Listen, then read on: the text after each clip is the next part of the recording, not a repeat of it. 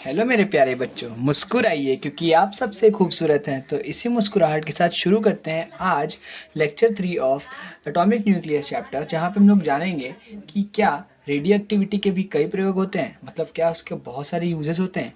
हम लोग आज जानेंगे इस चीज़ को, ठीक है। और आपको मैं एक चीज़ बहुत ही ज़रूरी सी बताऊंगा कि रेडियो एक्टिविटी से कैंसर का भी इलाज होता है। किसका इलाज होता है? कैंसर का, जो कि भाई बहुत ही अच्छी बात है कि एक जो रेज़ है उससे भी आज के समय में क्या हो रहा है, कैंसर जैसी बड़ी बड़ी बीमारियों का भी इलाज हो पा रहा है, पॉसिबल है।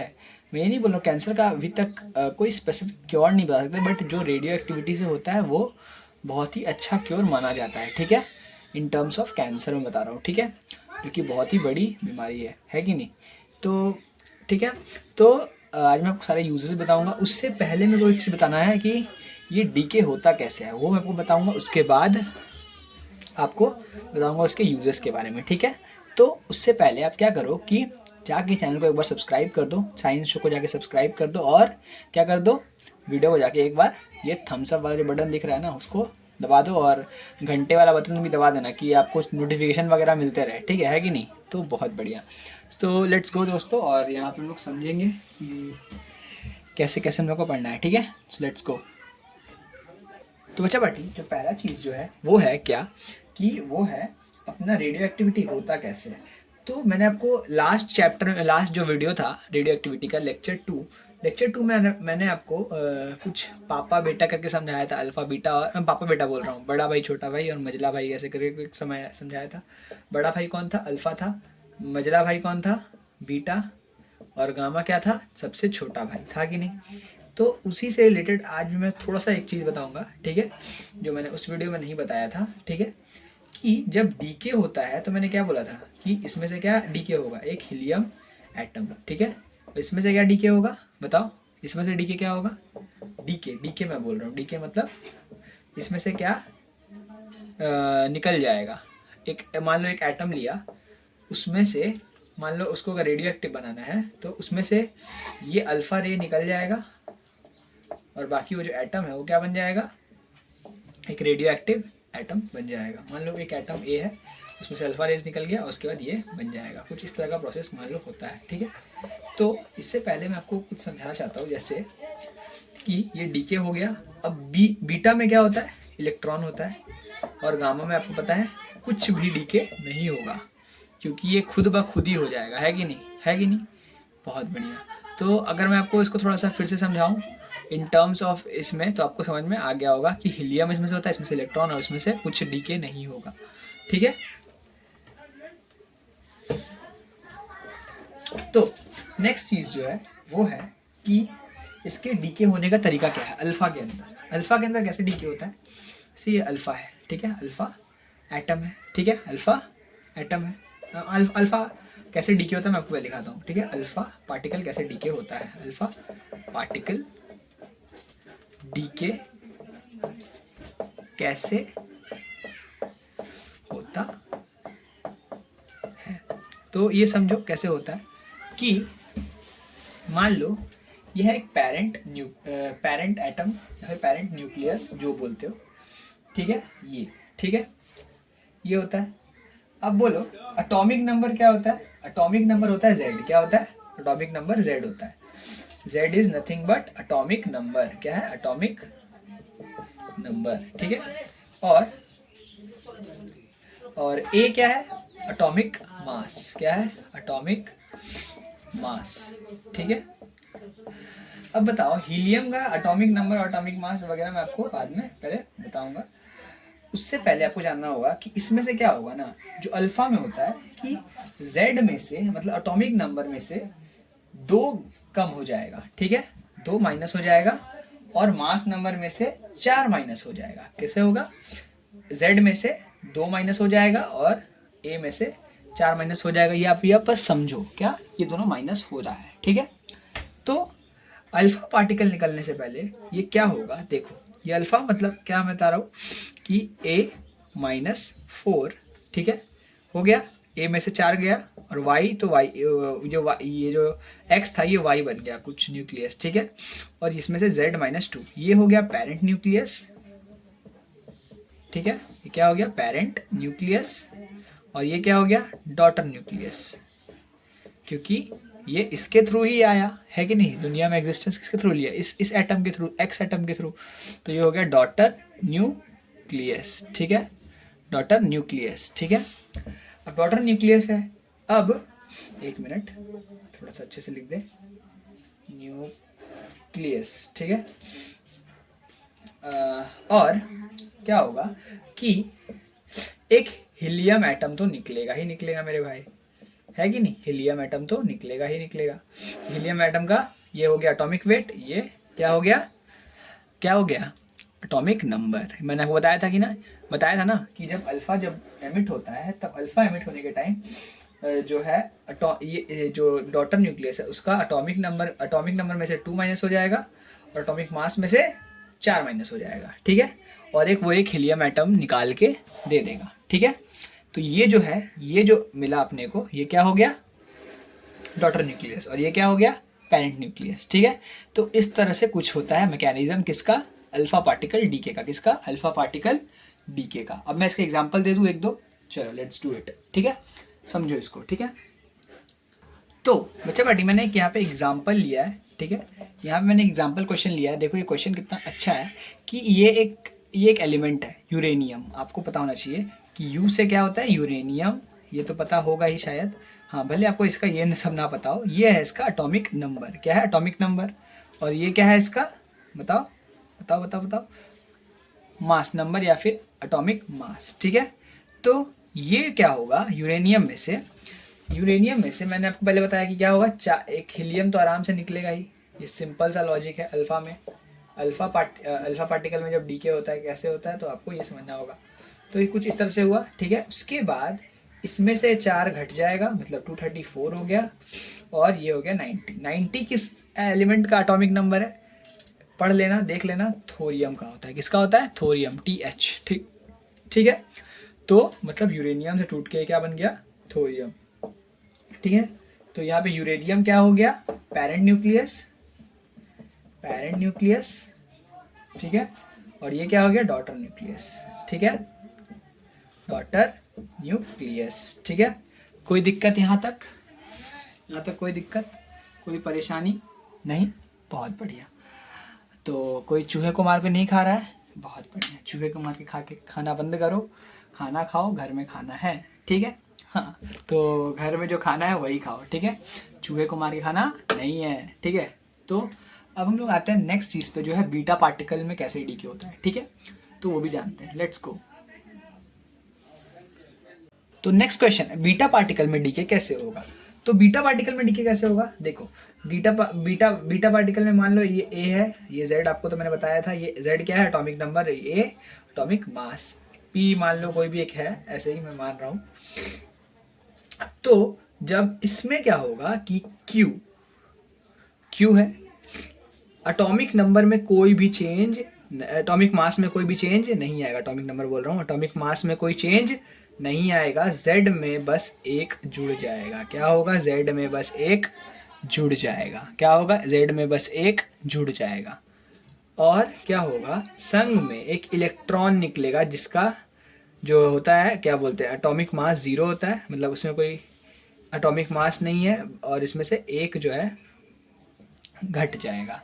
कुछ इस तरह का इसका मैकेनिज्म होता है बीटा पार्टिकल का, ये लिख लो, लिखना है। मैंने अल्फा वाला भी लिखवा दिया था, अल्फा वाला जो XY करके लिखाया था वही लिख लेना, ठीक है। अगर नहीं लिखा है तो उसको आगे जाके देख के लिख लो, ठीक है। ये समझ में आया। अब मैं इसका आपको एक अच्छा गजब सा एग्जाम्पल देता हूँ, ठीक है, एक मिनट। तो बच्चा party, let's go to the example of beta particle. Beta particle में आपको एक गजब सा एग्जाम्पल देता हूँ। आपने ये है क्या, कार्बन CCC, कार्बन का एटॉमिक नंबर बोलो 6, एटॉमिक मास 12, ठीक है। लेकिन यहाँ पे 12 नहीं होगा, यहाँ पे हम लोग लेंगे रेडियो एक्टिव कार्बन। क्या लेंगे, रेडियो एक्टिव कार्बन, जिसका एटॉमिक मास कुछ ऐसा है, क्या है, कुछ ऐसा है, ठीक है। तो अब क्या होगा, एटॉमिक मास कुछ ऐसा अटपटा टाइप का, ठीक है। इसको हम लोग बोलते हैं रेडियो एक्टिव कार्बन। क्या बोलते हैं इसको, रेडियो एक्टिव कार्बन, जो रेडियो एक्टिविटी कर सकता है, जो रेडियो एक्टिविटी दिखा सकता है, मतलब ये भी डिसइंटीग्रेट हो सकता है, रेडियो एक्टिव कार्बन, ठीक है। तो अब क्या होगा कि इसमें से भी रेडियो एक्टिविटी देखने को मिलेगा। मतलब क्या होगा कि पहला चीज़ क्या होगा कि बोलो, इसमें से ये तो रहेगा वही का वही, इसमें से एक घट जाएगा, एक घटेगा, सॉरी ये सी नहीं होगा, माफ़ करना, सी नहीं होगा, यहाँ पे एक, सॉरी घटेगा नहीं, बढ़ेगा, 7 हो जाएगा। 7 किसका एटॉमिक नंबर होता है बच्चा पार्टी? एन का। और आपको तो पता है एन का नॉर्मली भी यही होता है, नॉर्मली भी एटॉमिक मास जो है 14 ही होता है। तो समझ में आया कि ये जो था ये क्या था, एक रेडियो एक्टिव कार्बन। क्या था? रेडियो एक्टिव कार्बन, जो कभी भी रेडियो एक्टिविटी शो कर सकता था, मतलब कभी भी अपने अंदर से डिसइंटीग्रेट कर सकता था। क्या? एक एक इलेक्ट्रॉन अपने अंदर से डिसइंटीग्रेट कर लिया। तो बच्चा पार्टी वो एक प्रॉब्लम हो गया था, बट कोई बात नहीं, आपको समझ में आया कि यहाँ पे मैंने कार्बन लिया, एक रेडियो एक्टिव कार्बन लिया। क्या लिया? रेडियो एक्टिव कार्बन, जो क्या हो सकता है, कभी भी डिसइंटीग्रेट हो सकता है। और उसने डिसइंटीग्रेट खुद को किया भी, और डिसइंटीग्रेट करके नॉर्मल नाइट्रोजन बन गया। क्या बन गया? ये नॉर्मल नाइट्रोजन, जो अपने को देखने को मिलता है, जिसका एटॉमिक मास क्या होता है? 14 होता है। ठीक है, हो गया, ये देखने को मिला। तो उसके बाद ये अपने अंदर से क्या निकाल लिया? एक इलेक्ट्रॉन निकाल लिया। ठीक है, इलेक्ट्रॉन निकाल के क्या बन गया? एक नॉर्मल नाइट्रोजन। ये कार्बन, रेडियो एक्टिव कार्बन। तो इसने भी डिसइंटीग्रेशन शो किया। मतलब कोई छोटा बड़ा एटम का यहाँ नहीं देखा जाता है, अगर वो रेडियो एक्टिव है एलिमेंट तो वो डिसइंटीग्रेट हो सकता है। ठीक है, ये एग्जाम्पल है, ये प्रॉपर एग्जाम्पल है कि कोई छोटा बड़ा एलिमेंट, ऐसा नहीं होता कि बड़े बड़े एलिमेंट्स ही रेडियो एक्टिविटी शो करते हैं। ठीक है, कोई एलिमेंट जो होता है छोटा छोटा एलिमेंट, वो भी रेडियो एक्टिव हो सकता है। ठीक है, आज आपको समझ में आ गया, तो इस भ्रम में मत पड़िएगा। ठीक है, बहुत बढ़िया। अब आता है नेक्स्ट चीज़ जो है, वो आपको मैं समझाता हूँ कि वो क्या है, कैसे है, उसके बाद आपको मैं एकदम क्लियर करता हूँ। ठीक है, 1 मिनट। आज का वेरी इंपॉर्टेंट क्वेश्चन क्या है कि क्या लगता है, रेडियो एक्टिविटी न्यूक्लियर फिनोमिनन है या केमिकल फिनोमिनन? आपको क्या लगता है? मेरे को तो लगता है कि अभी तक हमने इतने भी लेक्चर्स देखे, 3 लेक्चर्स देख लिए हमने, ये मिला के 3 लेक्चर बता रहा हूँ, उसमें कहीं भी हमने केमिकल का जिक्र किया? केमिकल का जिक्र कहीं नहीं किया। कहीं भी हमने केमिकल का जिक्र किया नहीं, मतलब केमिकल का जिक्र का बात नहीं है यहाँ पे। जो बात हो रहा है न्यूक्लियस के अंदर का बात हो रहा है। कैसा बात हो रहा है? न्यूक्लियस के अंदर। यहाँ कुछ बड़े, मतलब मैं क्या बोल रहा हूँ, ये भी क्वांटम फिजिक्स है। क्या है? क्वांटम फिजिक्स, जहाँ हम लोग छोटे छोटे चीज़ें जैसे एटॉमिक नंबर, एटॉमिक मास, ये सब के बारे में बात कर रहे हैं। तो ये सब किसके रिलेटेड है? एटम के रिलेटेड। एटम किस में होता है? न्यूक्लियस के अंदर होता है कि नहीं? एटम्स किसके सराउंडेड होते हैं? न्यूक्लियस के। तो न्यूक्लियस के बारे में जब बात करें तो हम लोग किसके बारे में बात कर रहे हैं? न्यूक्लियर फिनोमिनन के बारे में बात कर रहे हैं। तो रेडियो एक्टिविटी किस तरह का फिनोमिनन है? Nuclear phenomenon, which is very very different from क्या? Chemical phenomenon. आप जब 12th क्लास में जाओगे, अगर आप साइंस स्ट्रीम लोगे, तो आपको एक स्पेसिफिक चैप्टर मिलेगा केमिकल काइनेटिक्स करके, जिसमें आपको केमिकल फिनोमिनन पढ़ाया जाएगा, और आपको एक स्पेसिफिक चैप्टर दिया जाएगा, जैसे एटॉमिक न्यूक्लियस जिसमें भी पढ़ रहे हो ना, इसका ब्रॉड वर्जन पढ़ने को मिलेगा, जहाँ आपको पूरा का पूरा न्यूक्लियर फिनोमिनन समझ में आएगा। ठीक है, कि छोटे छोटे पार्टिकल्स के बारे में वो क्या क्या चीज़ पता चलता है। तो ये बहुत इंपॉर्टेंट क्वेश्चन था। तो क्या था? रेडियो एक्टिविटी कौन सा फिनोमिनन पे वर्क करता है? न्यूक्लियर फिनोमिनन पे। कोई भी पूछे आप खटाक से बता देना कि न्यूक्लियर फिनोमिनन पे क्या वर्क करता है? Radioactivity. बहुत बढ़िया, समझ में आया? Very good very good very good. So अब नेक्स्ट चीज़ पे आते हैं। मज़ा आ रहा है क्या, है कि नहीं? मज़ा आ रहा है लेक्चर में? बहुत बढ़िया। तो लेक्चर के बाद लाइक कर दो, मज़ा आ जाएगा और भी। ठीक है, उसके बाद आपको बहुत सारे एग्जांपल्स भी देने हैं। ठीक है, तो लेट्स गो। तो भाई अब जो है ना, मज़ा आने वाला, लिटरली मैं बता रहा हूँ, मज़ा आने वाला लेक्चर का मस्त पार्ट आ गया है कि आप क्या जानते हो। अभी तक मैंने आपको जितना सब पढ़ाया, इलेक्ट्रोस्टैटिक्स भी मैंने आपको पढ़ाया था थोड़ा बहुत। इलेक्ट्रोस्टैटिक्स किसमें पढ़ा दिया है? इलेक्ट्रोस्टैटिक, जो मैंने करंट इलेक्ट्रिसिटी में पढ़ा के रख दिया है। तो आप बोलोगे कैसे पढ़ाया भैया, ये समझाइए। ठीक है, तो मैं आपको बताता हूँ एक चीज़ कि बताओ आप मेरे को कि जो Z होता है वो क्या होता है? Atomic number. एटॉमिक नंबर जिस सारे एलिमेंट जो 20 से क्या है, छोटे हैं या फिर 20 के बराबर है। मतलब मान लो मैं एक एग्जांपल लेता हूँ, ऑक्सीजन जिसका एटॉमिक मास क्या होता है? 16, एटॉमिक नंबर 8 होता है। ठीक है, तो ये क्या हो गया? कुछ इस तरह का सिनेरियो मैंने लिया, 1 मिनट के लिए समझो। तो इसमें बताओ प्रोटॉन्स कितने हैं? Protons is 8, protons is 8।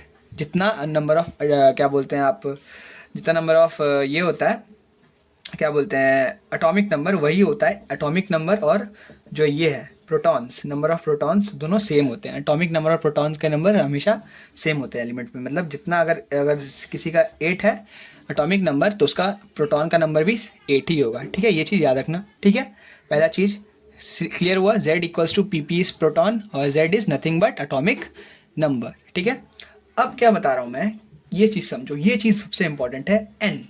n क्या होता है, ये होता है क्या, neutron. Neutron z a minus z, a minus z क्या होता है, a माइनस z। तो a क्या है 16, ठीक है, और z क्या होता है 8। ठीक है, तो इसमें से जब ये घटाएंगे कितना बचेगा 8। n और p मतलब नंबर ऑफ प्रोटॉन्स और नंबर ऑफ न्यूट्रॉन्स दोनों सेम है, किसके लिए, ऑक्सीजन के लिए। तो जिस भी एलिमेंट, लगभग माना जाता है इलेक्ट्रोस्टैटिक्स में, मतलब न्यूक्लियस चैप्टर में जो है, कि जिस भी एलिमेंट का n/p रेशियो जो है ना, n/p रेशियो वो लगभग अप्रॉक्सीमेटली 1 के इक्वल है। वो 1 के इक्वल अगर आ गया n/p रेशियो, जहाँ जो यहाँ पे हो रहा है, n भी 8 है, ठीक है, और p क्या आया, a भी 8 है, तो ये तो पूरी 1 है। अप्रॉक्सीमेटली क्या, ये तो 1 ही है कि नहीं, दिख रहा है अपने को 1 है। ठीक है, तो जिसका जो रेशियो है n/p रेशियो अगर 1 के इक्वल आए, तो उसको हम लोग क्या बोलते हैं, उस एलिमेंट को हम लोग स्टेबल बोलते हैं। क्या बोलते हैं, स्टेबल। क्या बोलते हैं, स्टेबल। ठीक है, क्या बोलते हैं, स्टेबल। मतलब वो अपने ज़िंदगी में एकदम रापचे है, एकदम उसको कोई चीज़ का ज़रूरत नहीं है, कुछ भी वहाँ पे यहाँ वहाँ उसको कुछ नहीं करना है, वो एकदम लाइफ में स्टेबल है। इसके ऊपर आप एक लिटरली 12th में एक ग्राफ आता है बहुत इंपॉर्टेंट, वो आप करोगे। ठीक है, वो बहुत इंपॉर्टेंट ग्राफ है। ठीक है, यहाँ तक समझ में आया बच्चा पार्टी, कोई दिक्कत यहाँ तक, कि जो भी एलिमेंट, यहाँ मैंने क्या बताया कि z क्या होगा, z p के इक्वल होगा। z मतलब z is nothing but atomic number, p is nothing but protons का नंबर। ठीक है, p इज प्रोटॉन्स, यहाँ लिख दूं मैं, p इज प्रोटॉन्स, z बता दिया था मैंने, और n लिख देता हूँ, n इज न्यूट्रॉन्स। ठीक है, न्यूट्रॉन्स और प्रोटॉन्स। ठीक है, इलेक्ट्रॉन्स का यहाँ कहीं बात हम लोग नहीं कर रहे हैं। ठीक है, neutrons is equals to atomic mass minus z is nothing but atomic number. तो यहाँ जब किए तो ये मिला 8, दोनों का जब आएगा रेशियो 8/8, मतलब सेम आ गया रेशियो, तो हम लोग उस एटम को क्या बोलेंगे, स्टेबल। ऐसे आप बहुत सारे एटम ले सकते हो, जैसे जैसे जैसे एक मिनट, जैसे इसका एग्जांपल मैं यहाँ लिख देता हूँ 14 7, ये किसका होता है, नाइट्रोजन का, और हो गया जैसे 23 Na11, ये किसका हो गया, सोडियम का। मैं ये आप लिख लो मैग्नीशियम। ठीक है, और कैल्शियम का भी लिख लो। एक मिनट, कैल्शियम थोड़ा अच्छा से लिख देते हैं, कैल्शियम मैं यहाँ लिख देता हूँ। ठीक है, कैल्शियम का लिखो 20 40। ये सारे एलिमेंट्स का निकाल के देख लो, आपको सारे का सारे स्टेबल्स देखने को मिलेंगे। जितना 20 तक जितने एलिमेंट्स है लगभग सभी स्टेबल है, लगभग सभी अपने लाइफ में क्या है, स्टेबल। हीलियम भी देख लो, हीलियम भी देख सकते हो, देख लो। ठीक है, सारे एलिमेंट जो मैंने लिखे हैं यहाँ पे 1 2 3, ये 4 5 और बहुत सारे एलिमेंट्स हैं, तो सारा मैं लिखने जाऊँगा तो बहुत टाइम लग जाएगा। तो ये सारे स्टेबल है। ठीक है, अब आते हैं एक नेक्स्ट चीज़ पे, वो चीज़ समझो। ठीक है, बहुत बढ़िया, यहाँ तक समझ में आया, बहुत अच्छे। तो वीडियो को एक बार लाइक कर दो यार प्लीज़, मज़ा आ जाएगा। ठीक है, तो बच्चा पार्टी अब आते हैं नेक्स्ट चीज़ पे, वो है कि अब जैसे ही हम लोग 20 से आगे बढ़ेंगे, 20 से मतलब बड़े बड़े एलिमेंट्स लेंगे जिसका वैल्यू क्या होगा, 20 से बड़ा होगा। जैसे मैं एक एग्जांपल देता हूँ आपको, Fe मतलब होता है क्या, आयरन। वेरी गुड, तो इसका 26 और ये होता है 56। ठीक है, तो आप निकाल के भी चेक कर लेना, चेक करोगे तो इसका जो आएगा ना n/p रेशियो, वो ज़्यादा होगा 1 से जिस भी एलिमेंट का। इसके बाद जितने एलिमेंट्स हैं, ये 108, आर्गन भी ले लेते हैं। ठीक है, आर्गन 47 इसको होता है इसका। तो ये सब का क्या होगा, n/p रेशियो 1 से बड़ा होगा। 1 से जैसे ही ये बड़ा होगा तो क्या होगा, एलिमेंट अनस्टेबल माना जाता है। क्या माना जाता है, अनस्टेबल माना जाता है। मतलब n/p रेशियो अगर 1 से बड़ा है तो अनस्टेबल, n/p रेशियो अगर इक्वल है या फिर अप्रोक्सीमेटली 1 है तो वो स्टेबल माना जाता है। तो ये क्या है, अनस्टेबल है कि नहीं। ये सारे एलिमेंट्स क्या हो जाएंगे, अनस्टेबल। आप निकाल के चेक कर लेना N by P ratio. N निकाला मैंने, सिखा दिया है क्या होता है, ए माइनस जेड, पी बराबर जेड होता है, मतलब जो एटॉमिक नंबर होगा वही उसका क्या होगा, क्या होगा, वही उसका प्रोटॉन का नंबर भी होगा। समझ में आ गया यहाँ तक, कोई दिक्कत, ठीक है, बहुत बढ़िया। अब आते हैं नेक्स्ट चीज़ पे, 1 मिनट। तो बच्चा पार्टी मेरे को एक चीज़ और बताना है कि रेडियो एक्टिविटी जो है ना, उसको कोई भी फिजिकल चेंज से कोई लेना देना नहीं है। रेडियो एक्टिविटी जो रेट होता है, मतलब जो वो अपने आप को डीके कर रहा है, वो जो रेट होता है वो उसको किसी चीज़ से लेना देना नहीं है। मतलब जो रेट ऑफ डीके है ना, रेट ऑफ डीके, मतलब कभी भी जो वो डीके हो जाता है, मतलब कभी भी जो उसमें से क्या हो गया, वो डीके होके अल्फा बीटा या फिर गामा जो एमिट कर रहा है, उस समय उसको कोई फिजिकल चेंज से लेना देना नहीं है। जैसे टेम्परेचर हो गया, उससे उसको लेना देना नहीं है, प्रेशर से लेना देना नहीं है, ठीक है, ये सब चीज़ से लेना देना नहीं है। मतलब ये सब चीज़ जो है, जो फिजिकल चेंजेस है, उसको इससे लेना देना कतई नहीं है, ठीक है। मतलब ये इन सब चीज़ से उसको घंटा फर्क नहीं पड़ने वाला है, ठीक है। वो अपने लाइफ में मस्त अपना जब मन होगा वो तब करेगा, अपना डीके जब मन जिस तरह से मन है वो वैसे करेगा, ठीक है। उसको कोई केमिकल चेंज से भी मतलब नहीं है, मैंने आपको बताया केमिकल फिनोमेना है ही नहीं, तो केमिकल से लेना देना नहीं होगा। ये टेम्परेचर प्रेशर ये सब किस पे काम करता है, ये सब केमिकल चेंजेस पे काम करता है कि नहीं, अपने फिजिकल, इसमें जो क्या बोलते हैं, न्यूक्लियर फिनोमेना है, इस पे इसका कोई भी वर्क नहीं है। समझ में आ गया। तो यहाँ पे कोई भी केमिकल प्रॉपर्टीज़ वाले चीज़ जैसे टेम्परेचर प्रेशर फिजिकल चेंजेस वगैरह कुछ भी यहाँ पे काम नहीं करेगा। इसको जब मन होगा वो तब डीके होगा, उसका इच्छा जब मन होगा तब वो होगा। सीधी बात, क्लियर यहाँ तक। अब आते हैं एग्जाम्पल्स या फिर मैं बोलता हूँ यूजेस ऑफ रेडियो एक्टिविटी पे, लास्ट टॉपिक, ठीक है। बहुत मज़ेदार, अभी तक मज़ा आया, बहुत बढ़िया। वीडियो बजा के एक बार फिर से बता रहा हूँ, लाइक कर दो यार, बहुत मेहनत लगता है कि वीडियो बनाने में, तो बस जाओ एक बार, लाइक करने में क्या ही है, ठीक है, बहुत बढ़िया।